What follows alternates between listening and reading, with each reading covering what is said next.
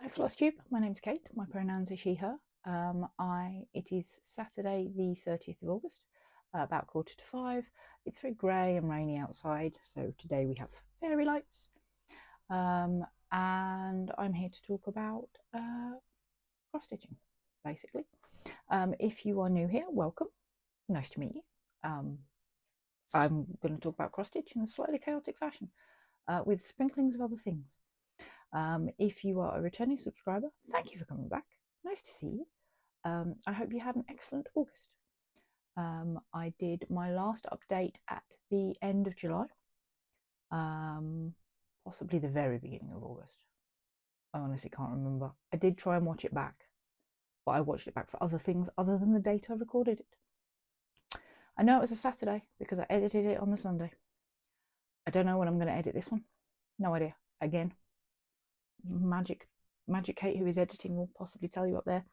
I figured it's better to record it because it's recorded, and then I can edit it as I can edit it, and it will go up when it goes. Because so, cross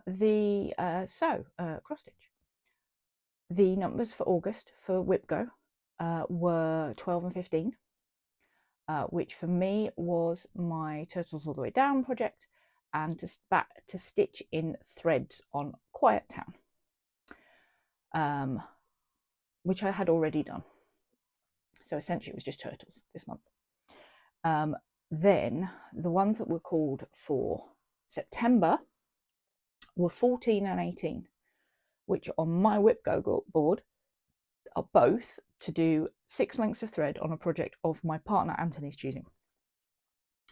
And he went, well, what were the ones you did last time? And I was like, oh, turtles and this. And he was like, yeah. I was like, yeah, what?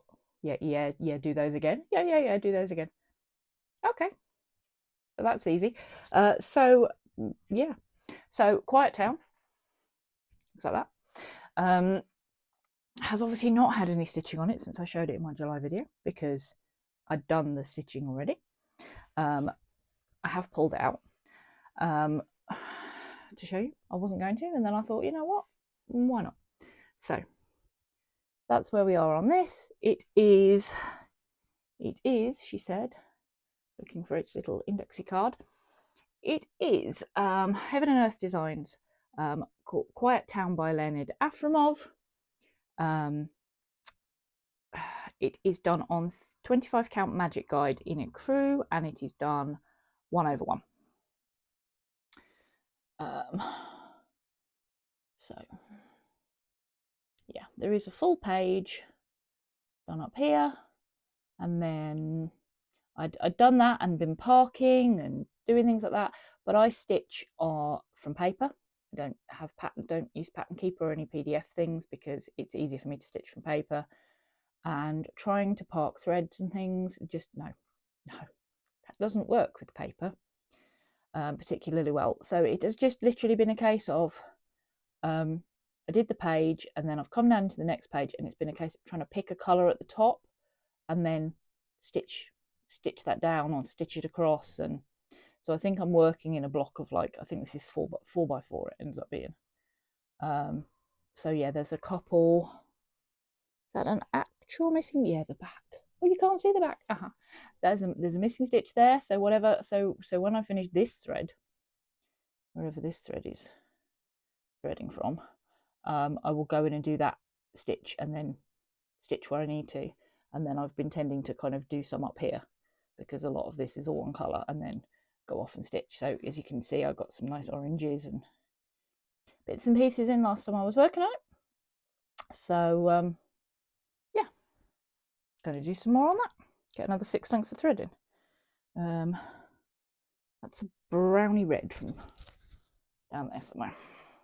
So we'll get another 6 lengths of thread in on that one. My other project was Turtles All the Way Down, which should look like this, but doesn't. Because what I decided to do was I had measured a bookcase in my living room, and I wanted to drop down the side of the bookcase, which means that I am doing it on a piece of 9 by 54 inch 28 count Jaslyn Dr. Smith's tonic from Sparklies with various different bits of silk. I talked about this last time. I bought a load of silks for you, kind of random packs, mix-up packs, and I'm literally just picking. I'm going, oh, I'll use this one next, and then like, oh, which colour shall I use after that? Looking at what I've repeated on, so the same colour doesn't come up too much. It will end up being 27 big turtles, and then the tiny vanishing ones. 27 big turtles plus the vanishing ones is 42 3/4 inches. So there we go. I've taken out the Q-snap. So this is what it looked like last time. And then this is what it looks like now in the Q-snap. Because I was working on this just before I filmed this, or not just before, because other stuff happened in between, when I was watching the F1 qualifying. But I took it out of the Q-snap, so I could do a dramatic unrolling, which I'm actually not going to do as dramatically as I thought I would, because then I'd drop it. So I rolled it up the other way to do it undramatically. So as you can see, it's not particularly wide. As I said, 9 inches wide, fits on a 7x7 Q-snap just about. Starts off with these little tiny vanishy turtles. Tiny vanishy turtles. And then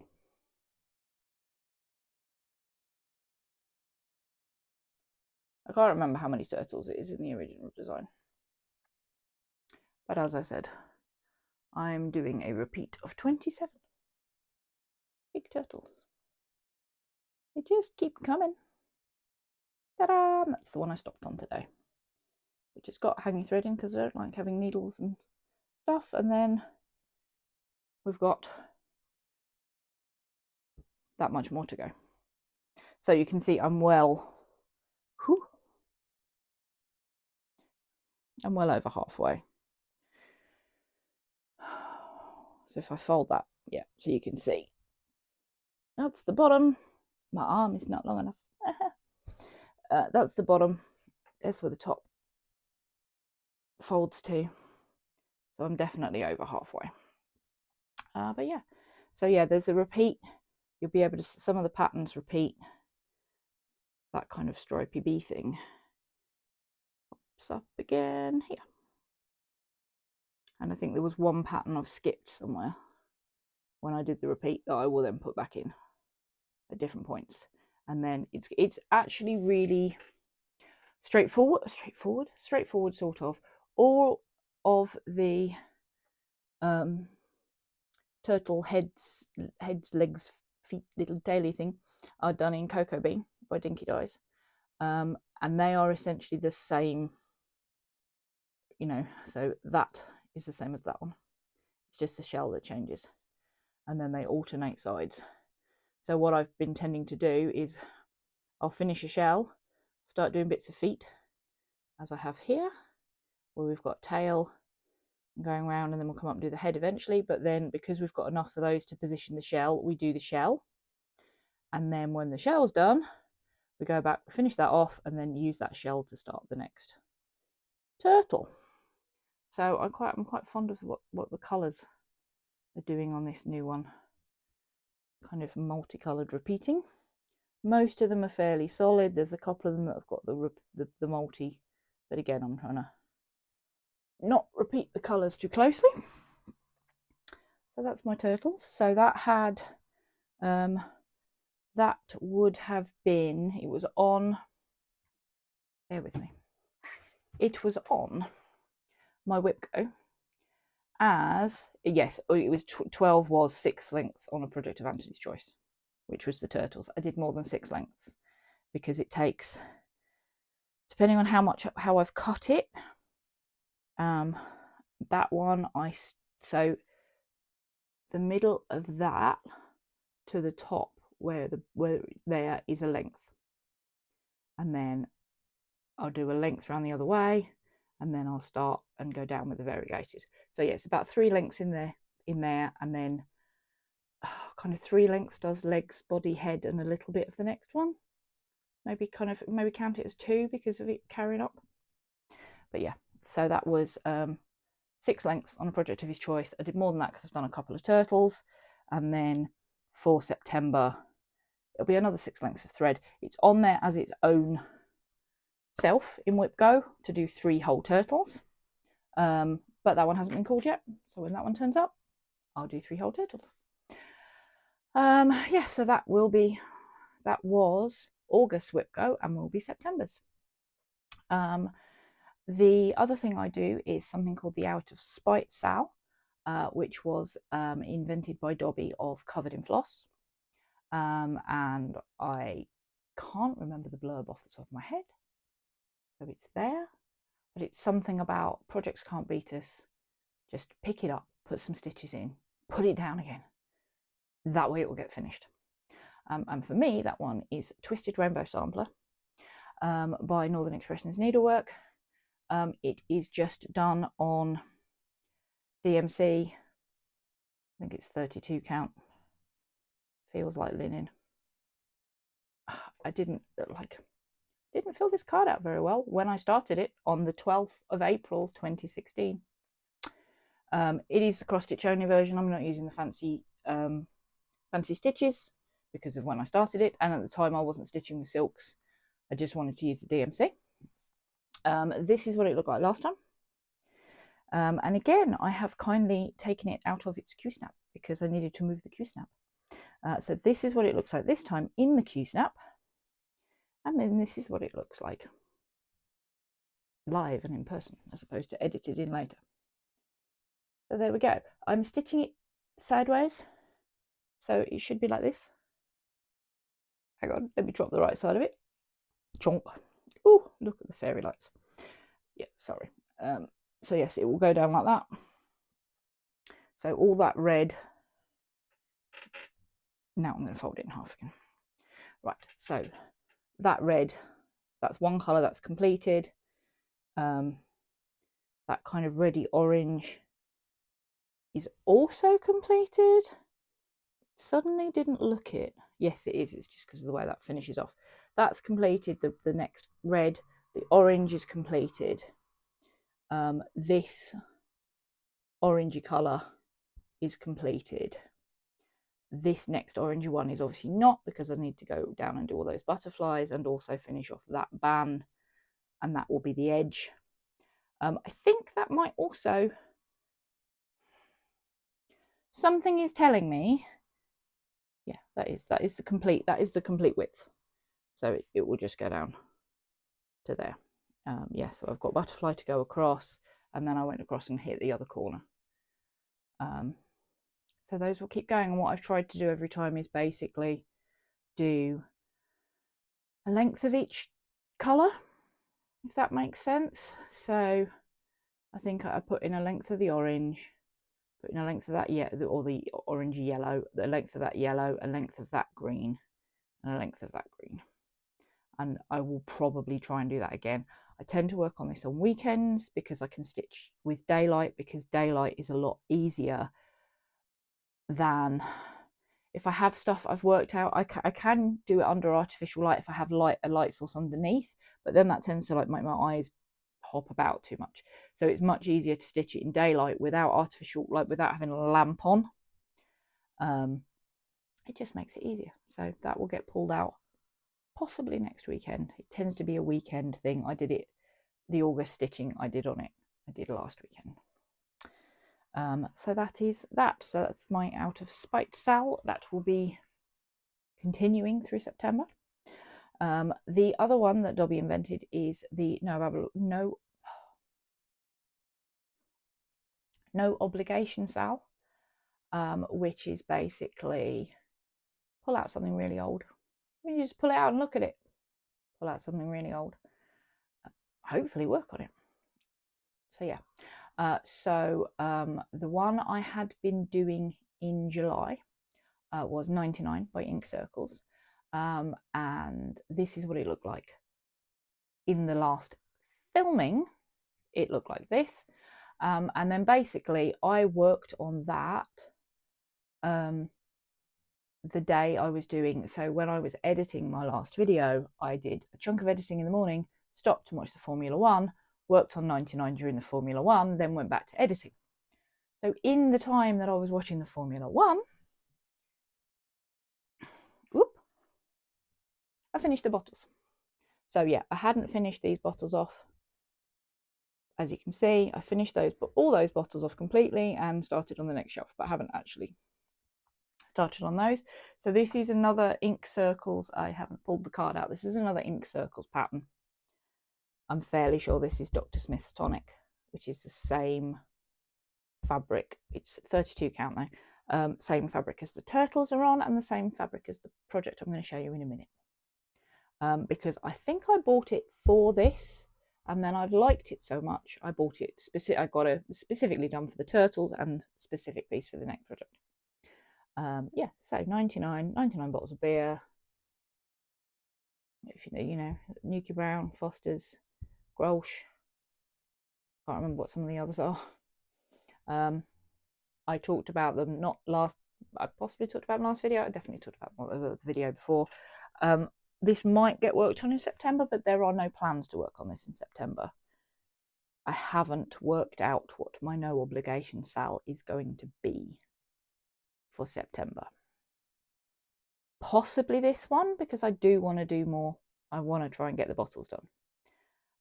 So it might well be that I will do that shelf across and just do, you know, start off and do what I did last time and do the bases of all the bottles. I'm not stitching each bottle individually because that drives me nuts when there's only like, you know, what are there, 5 stitches of that red in there, and I'm going to do the whole bottle? No, because I'll do these bits of red and then I'll hop across to the next one and hop across to the next one. So I tend to do the bottle outlines first and then work my way along, and then try and fill in the bottles right at the end. So like I'll have done all those white stitches. So so that one would have had the brown done around the outside, and in that circle it will have had the white stitches put in. It will have then had the red put in, and the odd little bits at the top, and then most of the body of the brown to catch any where threads have had to hop about and things like that. So yeah, so another bottles to go. Elsa is literally only on here because she's on turtles most of the time, but she came off that because it came out with Q-Snap. And then my main no obligation sale for August was also my abandoned Sal by Kenny Stitches. So I can't show you a picture of the finished product because you'll only get a finished, you know, there is no pattern for this one. I did talk about it a lot in the last video, so if you are interested in how it's all broken down, please go back to that one. I'm not going to go through all it again, but basically you use dice and coins and things like that to work out what your map's going to look like. So you started off by rolling some dice and flipping a coin or something like that, and that told you what your border option. And obviously if you didn't like it, you just roll again, because nobody doesn't matter. You can cheat. She says it. She tells you in the instructions that you can cheat. But anyway, this is what it looked like last time. I had gone around and done the whole border. Again, as I said, this is on 32 count Murano by Sparkly's Dr. Smith's Tonic. Gone around and done all the border, so I knew everything was, and I knew this kind of size of it. I'd done some of the border as the actual pattern, which was the rope. And then it was a case of, literally, roll. This is how you work out your coastline. Roll to work out your coastline. Flip a coin to know if you're moving left or right or how you're doing it. And I'd done a whole load of that and charted it out on graph paper. You've seen that. That was in the last one. To give me like a start off guidance, and then when I ran out of where I'd done it, I was just literally like flip, roll, what have we got? Flip, roll, what have we? Stitch, stitch, stitch. So that's what it looked like last time. Got quite a lot done. That's what it looks like this time. Look at that, my coastline goes all the way down. So I think I didn't go back and look at the pictures. I should have done. I think I was like here-ish. So I've obviously got a thing. I've gone down and round. I've put in a little bit of a river that goes to a lake. just there. I haven't finished the lake off. The lake's going to be a different colour. The lake is going to be, so you have like a lighter blue and then a darker blue, or the other way around. Darker blue, lighter. Future Kate.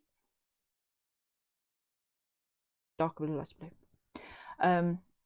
Yeah, so the lake just needs finishing off, and there's a couple of other points where I am going to put rivers, like there's going to be a river going in there, going to be a river going in there. But yes, so essentially this is my sea, this is my land, and her thing is you do that and then you divide it up into certain size cells, and then you roll. You basically go, okay, we have this many that are this many that count as large, this many that count as medium, this many that count as small. Here are your motifs to put in large squares. Here are your motifs to put in medium, etc., etc. But the first thing was find your coastline. The second thing was name your map. Name your map, which does, like, now I'm holding it up, looks massive because I haven't really seen it in there. But then again, you know, you don't know how big this kingdom is. So just fold that up a little bit. So there we go.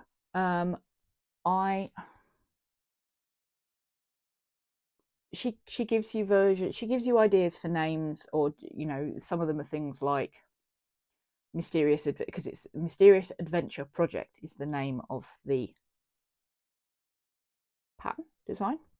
So she had that, like there was that in German, there was that in different languages, things like that as options for names. I basically was thinking, trying to work out what I could call it. Decided on The Old Kingdom, which is from The Old Kingdom, strangely, series of books by Garth Nix. And then didn't just want to call it The Old Kingdom, because then I'd be like, but it's not that map. So had a moment, stuck it into Google Translator to get it in Welsh. And that is apparently The Old Kingdom in Welsh. If it isn't, it's Google's fault. I quite liked that anyway. I also love the Lloyd Alexander series of books about Peridane. They did a Disney film, The Black Cauldron. There's a series of books about that, which is kind of Wales, but not Welsh, and Welsh myths and legends, like. But yeah, and the pig, the oracular pig in that is called Henwen. So there we go. So that just needs finishing off. There's going to be some like green leaves, fronds, foliage. I was going to say like plumes because it looks a bit feathery, but it isn't because it's green. But what I did was, when you stitch this, she literally just says pick. Sorry, I've got a really sore throat, which will be explained for reasons in the life bit of this video. But yeah, she's like, oh, pick two. I think you have to pick 2 or 3 blues, 2 or 3 greens, things like that. I've got 1 green, and then when I've looked at it again, it's very olivey, and I didn't want it to be olivey, so I've worked out the colours I want, and obviously I don't have any of them, because I put this into I use WinStitch, and I charted this bit out, just this little bit of it out in WinStitch, so I know I was doing it right, and picked the greens from that. And I need to buy those greens. So at the moment, this is where this is. That kind of box bit will continue over here. That will be the coat of arms.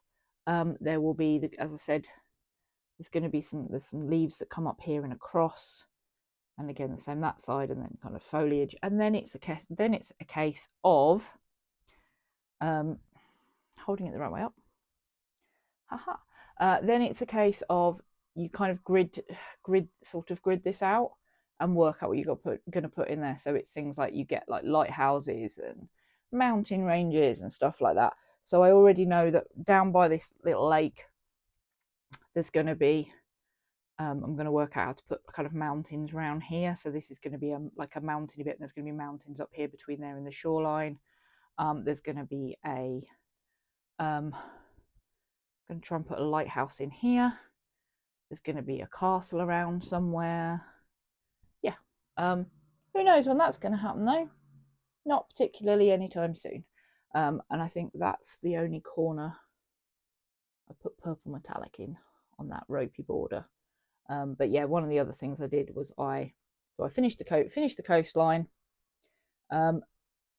yeeted down here and along a bit with one of the yellows, so I knew where I was going, because part of it was this, like, obviously this bit was done, but I needed the spacing on that, and I can't come up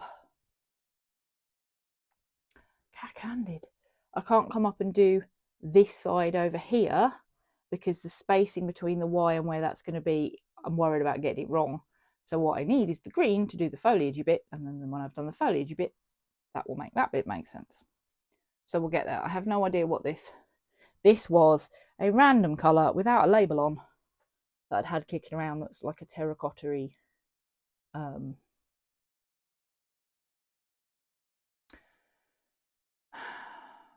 variegated. I'm tired. Variegated. So yes, so that's that.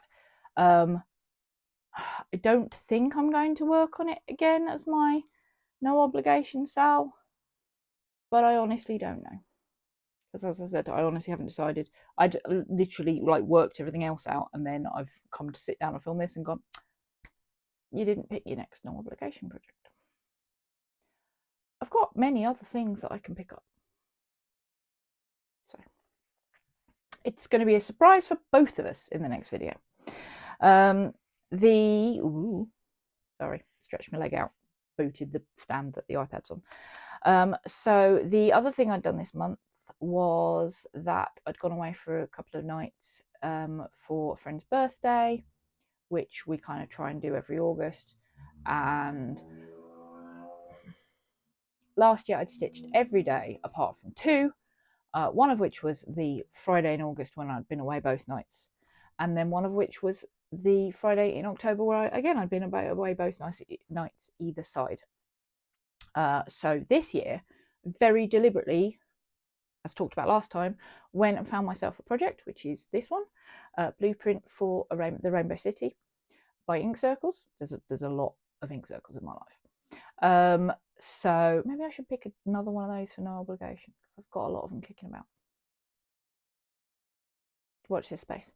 So yeah, Blueprint for Rainbow City, which I was going to start, because that way I was taking something that wasn't mostly done. I wasn't, if something dreadful happened to it, I wasn't going to panic. Nothing dreadful happened to it at all. So it's here. This is the start on that. That's the middle. That's one edge, because I wanted to make sure it would fit, because I measured all the fabric out and then I had a panic that it wasn't actually going to fit. That I'd measured the fabric as it fitting on 32 count, and then it was 28 count. It fits fine, and there's still, the fabric goes, there's the edge, and then the fabric's there. Obviously he did count it right, despite the fact my brain decided to tell me at like 2 o'clock in the morning that I hadn't. Yeah, so that's that one. That's that one. Pretty much it for stitching. There is another thing that I'm going to whip out and show you in a second. But yeah, that was all the stitching that I had planned to work on last time I was here. Yeah, so then September plans will continue. I had been, obviously Jessie Marie does stuff. I've watched her videos forever. Like, I think I'd probably been watching them for about a year before I started making my own, maybe. And obviously if you look, you can see the massive gap between my videos. It was 2016 I started and then stopped and then came back this year. She just keeps going. She's just awesome. But anyway, she's doing the Gridiron Grind, which I think is Kim Hollenbach, where that's kind of come from. I don't get American football. American football is not for me. I don't even particularly get English football or Welsh, Scottish, soccer football, whatever you want to call it. Yeah, I used to love it. not so much. My thing is ice hockey these days, and Formula One. I tried doing Formula One stitching in the past. It hasn't worked particularly well. The whole kind of, depending on who wins, stitching that colour and stuff. I just never had the right sort of project. It never worked. And I could never have a project. I just stitched on one project for races because I'd get too bored of that. The ADHD says no. The ADHD says novelty, novelty, novelty. The autism says yes, stitch during races, nice. But the ADHD says different things. So, but what I did last year was I had decided to put the NHL results into a spreadsheet. So I formulated myself a little spreadsheet, and I put the NHL results into it. And then it's a very pretty spreadsheet. And then basically I decided, I was thinking I would do it, and then especially since my main team were on track to win the Stanley Cup, and then obviously didn't, I thought I'll turn it into cross stitch. So what we have so far is this. It's not going to be very big. Let's see where it goes to. So you have this. So there are 32 NHL teams. They are on here in alphabetical order, basically. So at the very top, the first little blobble is the Anaheim Ducks, and the last little blobble is the Winnipeg Jets, and everybody else is in between. There isn't really anything that I've seen. Like, obviously all the stuff has the tables. They're divided into divisions. So there's two divisions of 8, East Coast, East and West, and then they kind of. But there's nothing really, like, the tables move about. Obviously, there's nothing really that goes, well, what happened in game 1? What happened in game? You can see individual results, but not bulk.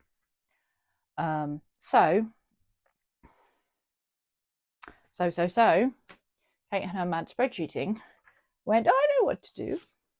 And essentially, you have this. Let me move those because they're there, so I know where I've got to with my stitching. But yeah, so you've got the teams down there, and then depending on the results. So Anaheim won that game, lost that game, won that game, lost that game, but lost in, if you lose in overtime, so you play your regular 60 minutes and then you go to sudden death for 5 with fewer skaters on the ice, and then if necessary it goes to penalties. If you lose that way, if you've drawn in regulation, you get a point. If you then win, you get the normal 2 points. So if it is a game, so normally there are 2 points available for a game, but if it goes into extra time, it becomes 3 points and they're split. So hence the yellows. So yeah, so it was just like, so I'd go on every kind of Sunday morning and just fill it in. And it's literally, it doesn't tell you who they were playing. It just tells you the result of that game. So first games of the season, Anaheim won, Boston lost, Buffalo lost, Calgary won it, etc., etc., etc., all the way down. But then it was giving me quite pretty. I mean, Winnipeg went on a tear, and then had a glip. But it was really interesting things like alphabetically, like this kind of chunk of red, where alphabetically everybody from, I can't read backwards. Everybody from the New York Rangers down to Utah Hockey Club lost. Is that game 7? Lost their game 7, their 7th game. It might have been other teams' 6th game. One of those could very well have been, they obviously weren't playing each other in their game 7s, if that makes sense. But I just thought, I was like, that's so pretty, I want to turn it into a cross stitch. Obviously they play 82 games, so it's on 2 pages.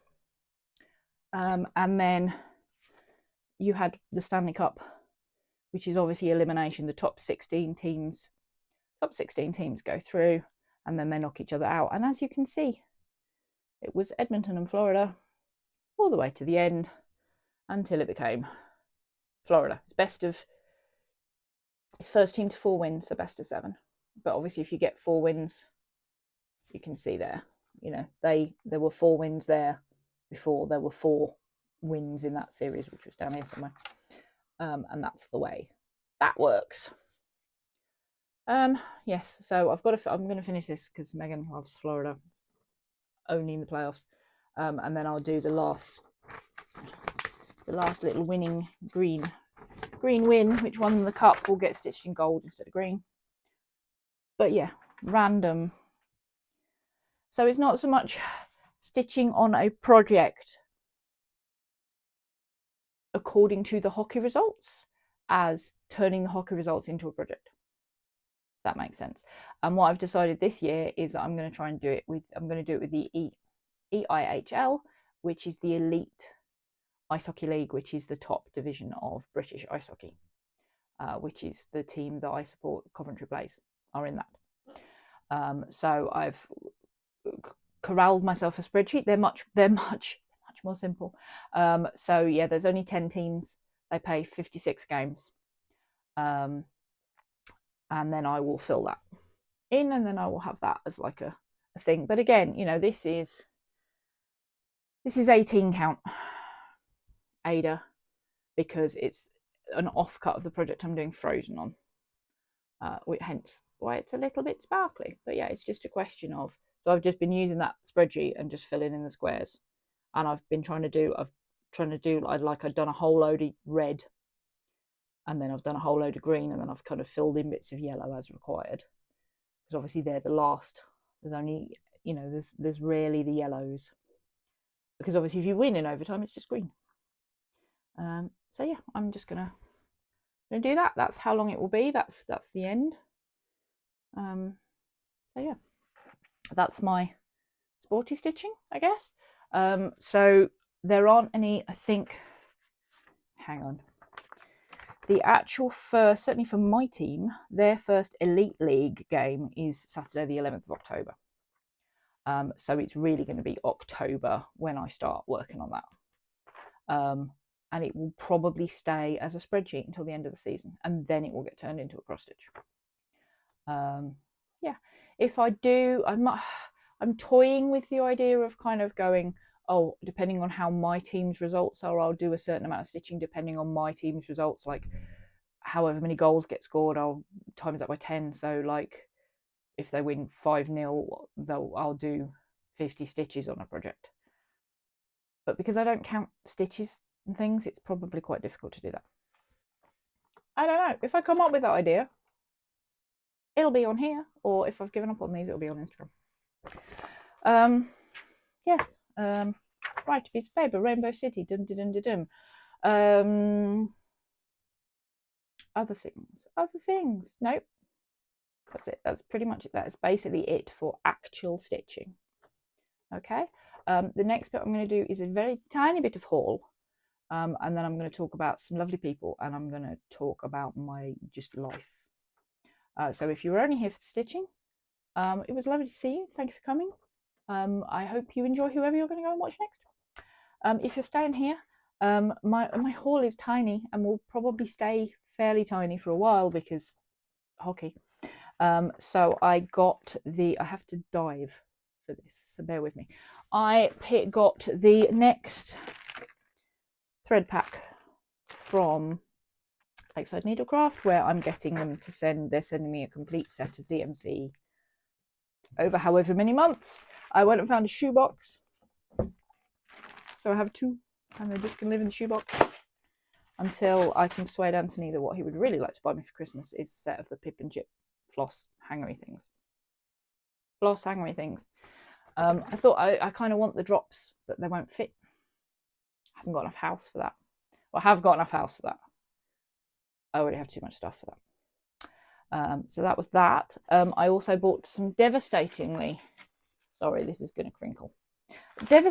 exciting products, where I bought some more ring things to put floss thingies on, and I bought some devastatingly exciting more project zippy bag things that I tend to keep most of my projects in.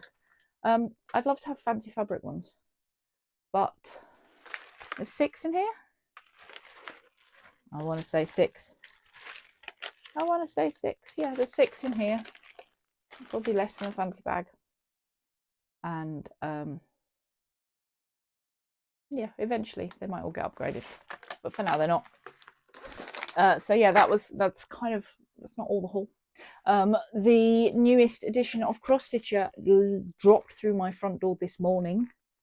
I'm quite tempted by the potiony bottle things, but I don't know. It came with a freebie thing to do these kind of autumn day stitches, and then it's got all the stuff in the back, including, oh my god, that's adorable, that little gold acorn. What is that on? Oh, it's there. But yes, they have some nice stuff in there. Circusy type letters. The cats are intriguing because you just have that, but then the actual chart thing is like loads of cats and some kind of woodlandy animal things. So if that's your bag, I haven't read this properly yet, so I can't go, oh, I definitely want to stitch that. But yeah, I'm quite tempted by the potion bottles. But I have so many whips, I probably won't. I also bought two things off Tinterwebs.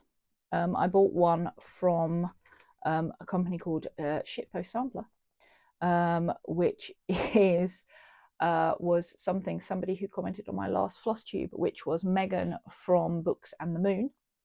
I'd watched one of her went and watched her things, because if you comment and I see you're a Flosstuber, I'll go and try your stuff out. She mentioned some stuff that Shitpost Sampler do, and I found one that says new liver, same eagles, which is something that I say to people I work with. If they're like, I'm like, how are you today? And Rob will be like, meh, and I'll be like, yeah, I know, same, new liver, same eagles. So I bought that. The other thing I bought, which I was like, oh my god, that's perfect, is a pattern called The Owens House by Chromatorium. I have it in my hand. I will try and put a picture in, because the picture on here is just tiny. But essentially it's the Owens House from Practical Magic, and it's the Chromatorium. I love it. It doesn't look too weirdly complicated. The only thing that I didn't love was the way that the chart is laid out, which meant that I'm going to show you, like, you're not going to be able to work out the pattern from this, because I can't see the stitches on this. Is like, this is how it's broken up for printing. So like that entire first page is just blank. That page is that page has got like 4 stitches on. So I had to work it out like this, and then go, okay, I need to print that page, that page, that page, that page, that page, that page, that page. Which would probably, if I was working off a PDF, would be fine. But just in terms of printing it, I was like, if you just moved it up and over, it would literally have fitted. Because that's the other thing, like, these are pages. They're numbered because that's the numbers. They're numbered because that's the numbers. They're numbered because they're the numbers when you go to print it, like it's page. They're the page numbers. So these are pages. Like, that's a page. There's nothing there. Nothing here. If it was just like hook, that would help. But that is what it is. I think it's lovely. I love Practical Magic. I adored the film for years, and then I actually read her books, other books of hers, some of which I've adored. Probable Future, Green Angel. There's a couple of hers absolutely love. The book for Practical Magic is very different from the film, but I still loved it. But it was different. It's like Chocolat, if you've ever watched Chocolat, the film. Chocolat, the book, different. But yeah, it's not my favourite, but it's my favourite Alice Hoffman film. I think there's been another one, but it's not my favourite Alice Hoffman book. That would be Probable Future. But yeah, I've got that to do at some point. The other thing that I got that I think everybody else has got, and quite right too, is Witchy Stitching by the Witchy Stitcher. I'm not going to do a flip through or anything on this, because they're all over the place. Again, there's a couple of things in here where I'm like, oh, I want to do that. Oh, I want to do that. Love this house on the front. One of the things I do love about this is the fact that he's literally there's been a few books where they're really like, here are my patterns. Okay, but this is literally set up as though, yes, some of it I don't need the information for, but it is literally set up as it tells you about your fabric. And some of the other books do. They're like, oh, use this or use that or use this. But it then goes into much more like things about threads, not just DMC, things about different types of DMC, things about ways to, needles and the best size of fabric to do your needles. So you could literally just have this book and get all your information from this. Like all your information from this. How to finish your projects, how to frame in a standard picture frame. Love it. Love it, love it, love it. Again, don't know which thing I'm going to start. Don't know when I'm going to start it. Tired. So, yes. So, people. I have already mentioned.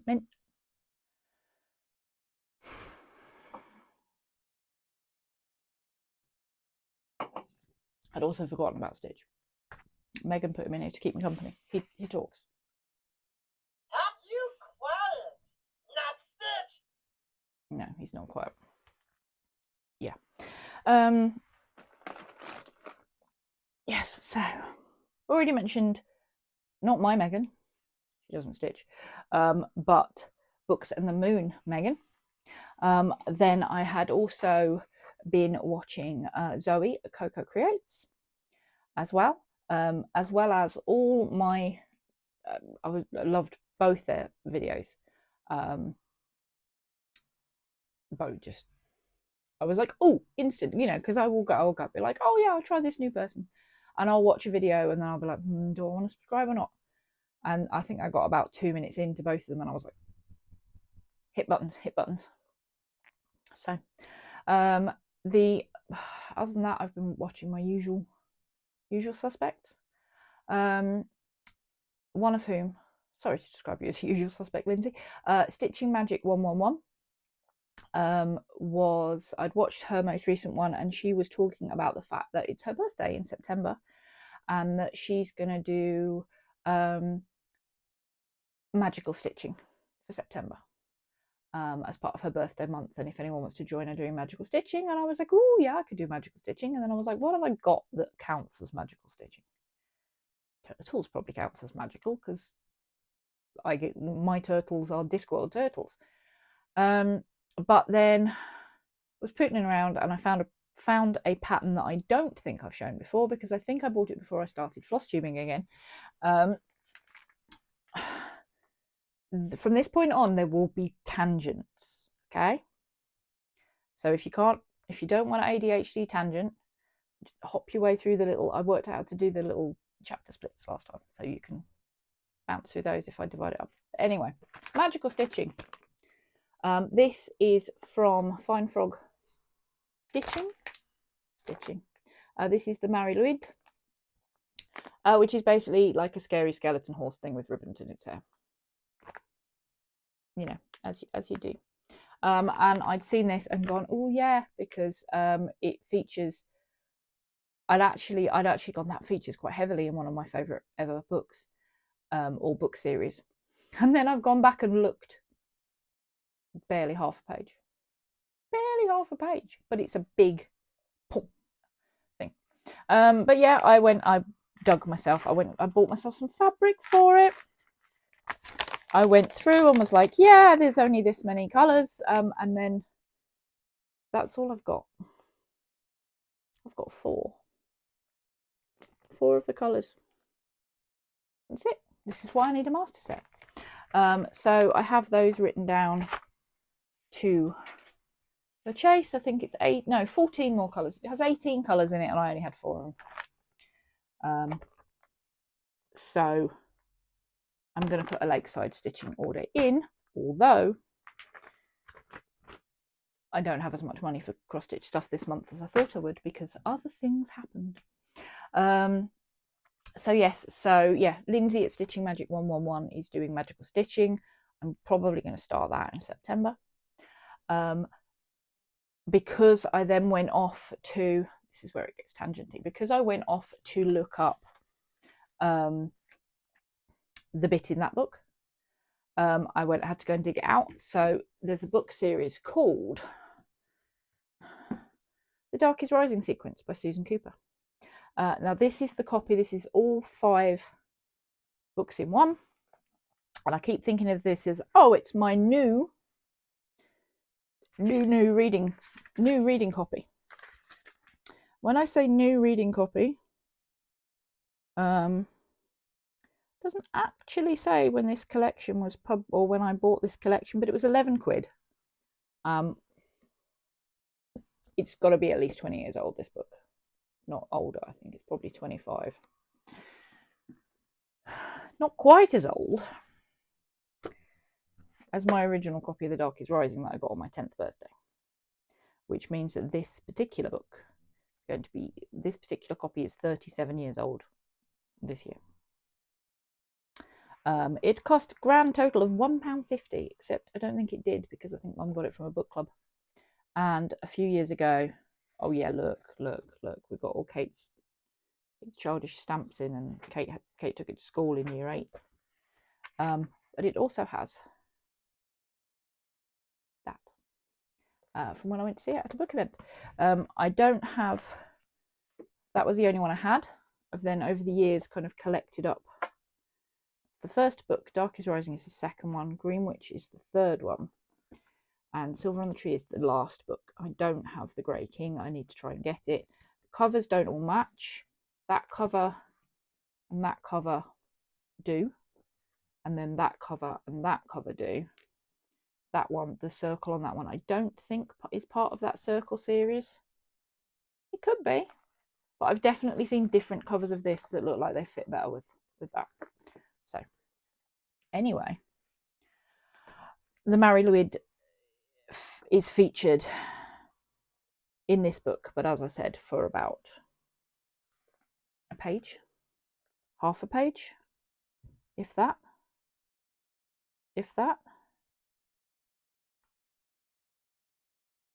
Unseen creatures, here we are. It's a skeleton of a giant horse. And then that's it. 2 pages. 2 pages. Stuck in my head. That's the thing. So yeah, so I was looking that up, and then I was thinking about that because a chunk of that is set in Wales.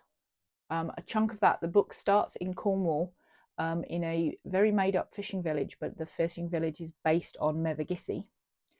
But it also makes me think of when I've been to Loo in the past, and Quiet Town to me looks like Loo. So that's that.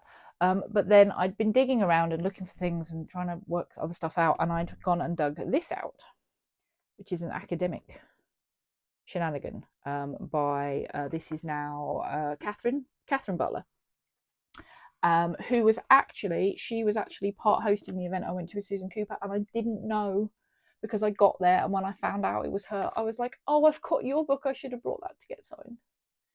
And she was like, you've got my book, and I was like, yeah. Yes, so Place and Culture in the Children's Fantasies of Penelope Lively, Alan Garner, Diana Wynne Jones and Susan Cooper. Penelope Lively, I don't know if you'd have heard, if she's generally known. Alan Garner, it's the Owl Service, tends to be his big known thing. Diana Wynne Jones is Howl's Moving Castle. Hence, well, there's various things. I showed the Sophie thing before. Sorry, my phone is just yelling at me. It's nearly an hour. Yeah, Howl's Moving Castle. I'm a book person. So I'd been digging through that and looking at that, and then there was a knock on the door, and I was like, okay, what, this is just because I'd gone off on a tangent after the F1. This was the delay. Knock on the door, open the door. Oh, a parcel I was not expecting. So you get to see this. I'm saving this for you guys. If honestly, there is no more cross stitch after this point. Like, you literally only need to stay here if you like. Yeah.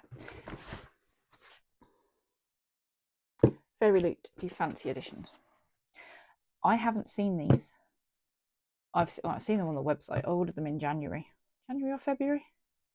Might have been February from January's pay, very early February. The Fairyloot editions of the 3 Howl books of Diana Wynne Jones. So Howl's Moving Castle, Castle in the Air, and House of Many Ways. I got Anthony to unwrap them. Well, I don't know what they look like. I haven't opened this box. I can't open this box. Oh my god. Okay. Live unboxing. Sort of. Ooh. Okay. So. Look at that. Look at it. That's so pretty. That's so pretty. Ooh, that's so pretty. That's so pretty. Oh, okay. They have the chapter headings.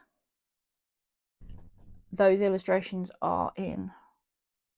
This lives in my office because I love it so much. This is not my copy of Howl. Well, it is my copy of Howl's Moving Castle, but again, that copy of Dark is Rising I got on my 10th birthday.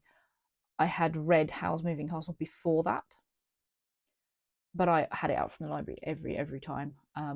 Never had my own copy until I think they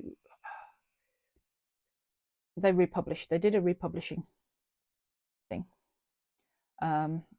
This was $4.99, devastatingly expensive. And this is from 2000. I think I must have bought it when I was at uni. But yeah, but the illustrations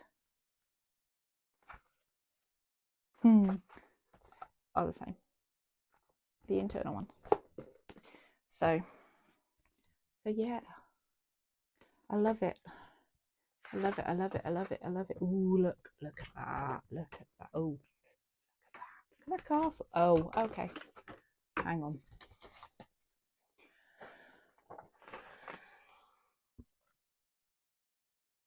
Yeah. Okay, yeah. So I know what I'm doing this afternoon. Well, I'm not doing it this afternoon because it's nearly evening. B, not reading this. Like this is the pretty shelf decoration. We have Castle in the Air, which is book 2. Oh my god. Oh my god. Oh, look at that. And look at the edges. And who we got there? There we are. Abdullah and Flower in the Night. It's another one of the, yeah. I love the way she tweaks fairy tales. And then House of Many Ways, which came out a lot later. Love. I need to get this room sorted so I can get my bookshelves up and put these on them. I bought early this year the Folio Society, who bring out expensive editions of books. And when I say expensive, I mean expensive editions of books. They've brought out. I bought their Howl's Moving Castle, and I need to get the other 2. And they also do her Crestomancy series, so I need to buy those too. So there's a book tangent for you.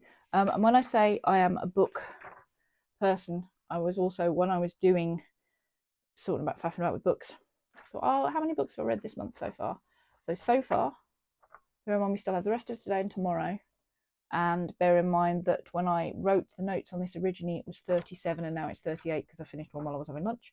I read 38 books so far.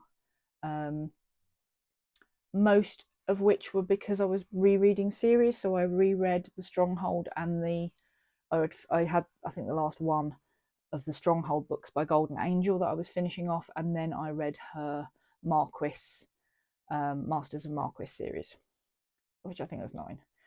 I then read the Wilder Adventures in Hot Springs series by Serena Bell, Stephanie Archer's Vancouver Storm series. I reread all the Bergman books by Chloe Lees. Illumicrate did an amazing set of editions of those that I could not afford and are now disappeared. So at some point hopefully they'll bring them back and I can buy those. Speaking of pretty books to go on things. And then I'm currently working through the Kate Canterbury Talbot's Cove. So this is well over an hour. This is going to be over an hour because I'm waffling, but you can stop when you want to stop. So last time I told you that if I filmed today, I would be tired because I'd gone to the hockey the night before. And I did go to the hockey last night. So it was Coventry Blaze were playing the Milton Keynes Lightning. And it was a thoroughly good game.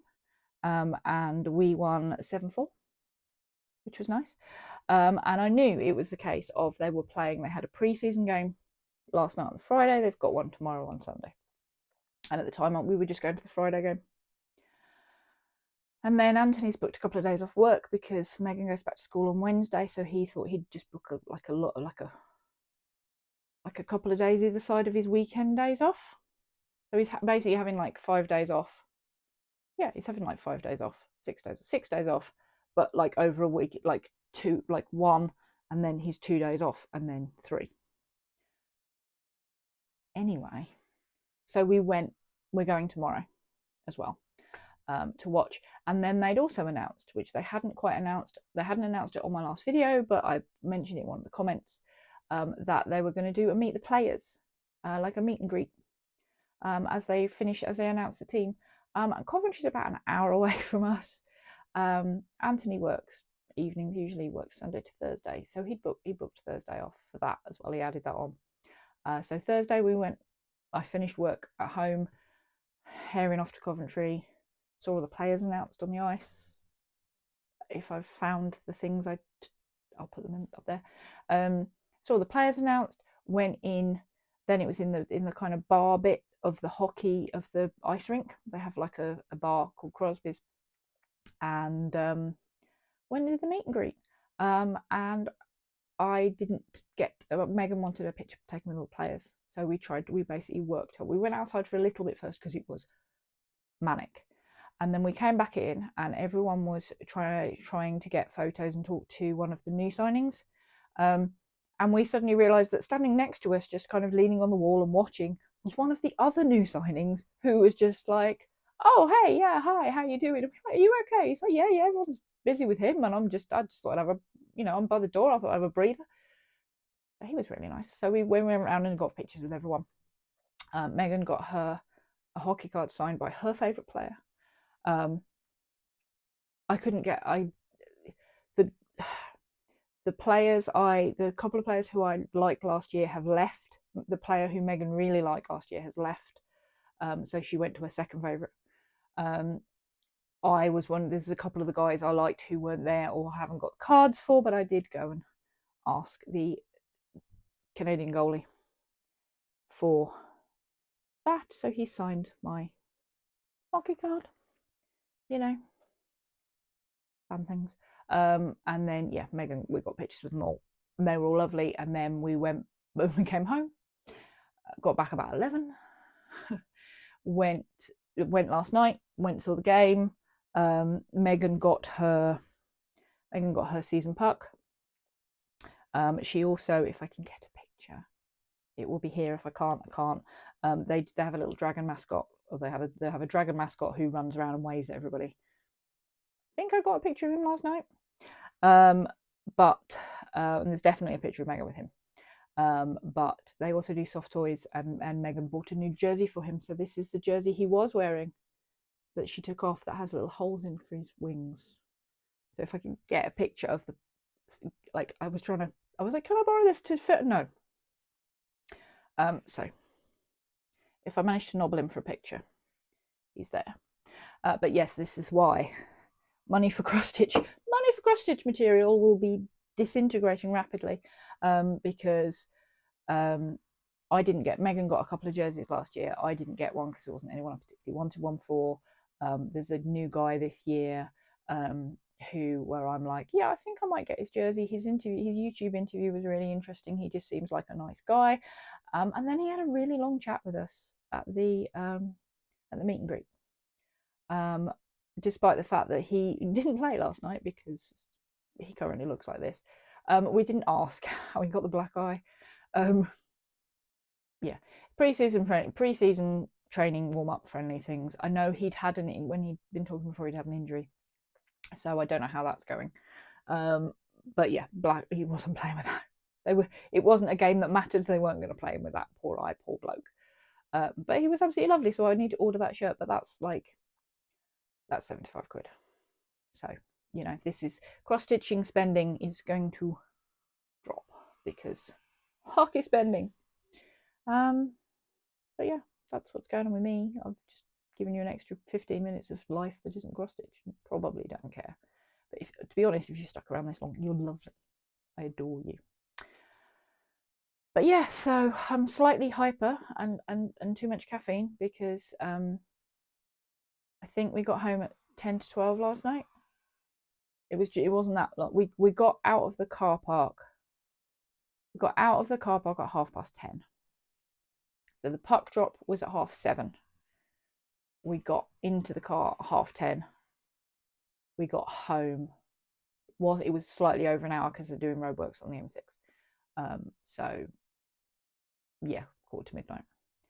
The game tomorrow is an earlier puck drop. It's always earlier on a Sunday, so it's a 5:30 puck drop, which is fine because then we should be home about 11ish.